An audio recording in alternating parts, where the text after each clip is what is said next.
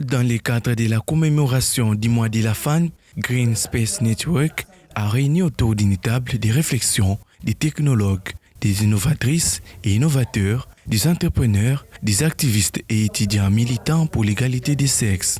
Ces hommes et femmes ont discuté sur comment intégrer l'outil numérique dans le quotidien de la femme rurale en République démocratique du Congo. Cette conférence a eu lieu le vendredi 17 mars à Kinshasa.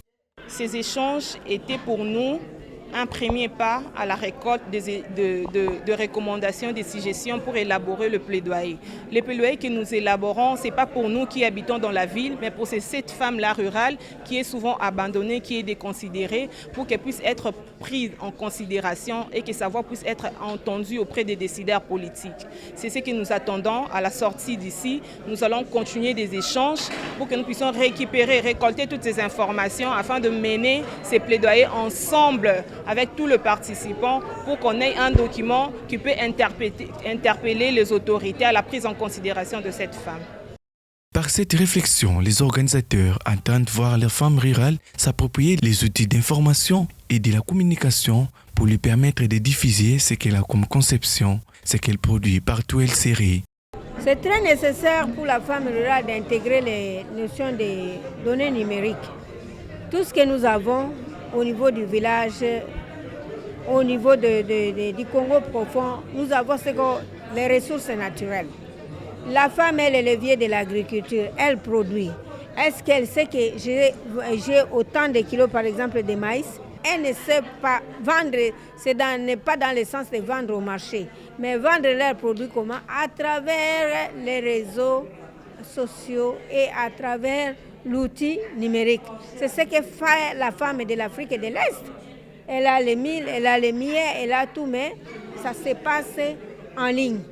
Et ce sont les acheteurs qui vont vers elle.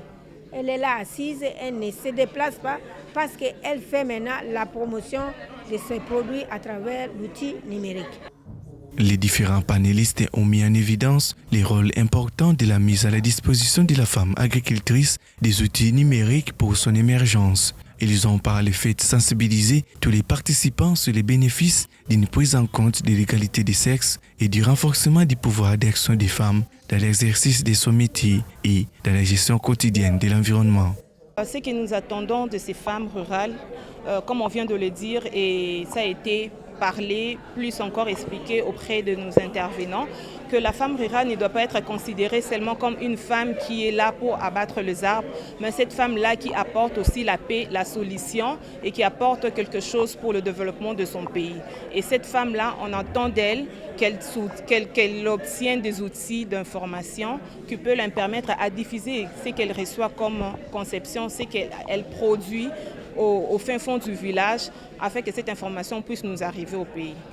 Les organisateurs sont convaincus que dans le monde, si on donne les compétences et les opportunités nécessaires à la femme, elles pouvaient être des actrices considérables du changement et du progrès au sein de leur communauté. Si allons qu'au terme de la conférence, les différents intervenants et les participants ont fait une collection d'idées. Ces recommandations serviront pour constituer la base de leur plaidoyer auprès des décideurs publics en ce qui concerne la définition des politiques susceptibles de permettre la création d'écosystèmes d'innovation inclusifs. Ils ont également identifié des possibilités, avantages et désavantages du numérique dans la perspective du changement climatique.